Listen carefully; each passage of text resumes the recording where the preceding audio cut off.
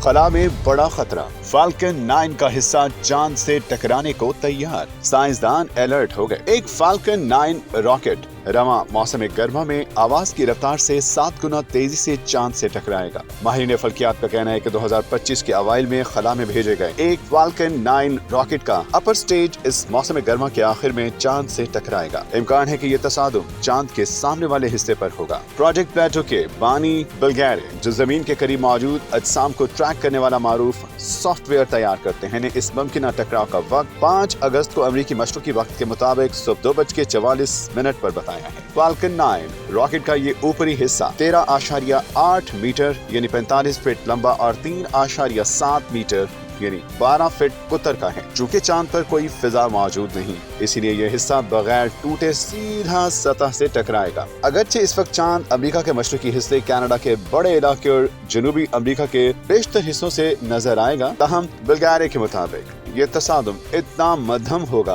कि जमीन से मौजूद दूरबीनों से शायद देखा ना जा सके। ग्रे के मुताबिक वो और दीगर माहिरीन इस बात पर बहुत पुरएतमाद हैं कि ये शय वही फाल्कन 9 रॉकेट का दूसरा मरहला है जो 15 जनवरी 2025 को 2 कमरी लैंडर्स फायरफ्लाई का ब्लू घोस्ट और स्पेस का होकोटो आर लेकर गया था। लॉन्च के बाद रॉकेट का ये हिस्सा, लैंडर्स और फेयरिंग अलग होकर अलग अलग ट्रैक किए गए। दोनों लैंडर्स चांद तक पहुंच गए, सिर्फ ब्लू घोस्ट कामयाबी से लैंड कर सका, जबकि फेयरिंग जमीन के माहौल में वापस दाखिल होकर जल गई। ग्रे के मुताबिक ऊपरी मरहला जमीन के गिर्द गर्दिश करता रहा, मगर इतनी बुलंद मदार में था कि वापस जमीन में दाखिल नहीं हुआ। इसने कई बार चांद और जमीन के करीब से गुजर किया, मगर कभी ऐसा करीब नहीं आया कि इसे मुमकिन तसादुम समझा जाए। ग्रे का अंदाजा है कि ये शय चांद से टकराने के वक्त तकरीबन 2.43 किलोमीटर फी घंटा की रफ्तार से हरकत कर रही हो। ये रफ्तार आवाज की रफ्तार से तकरीबन 7 गुना ज्यादा है। ये तसादुम मुमकिन तौर पर आइंस्टाइन क्रिएटर के करीब होगा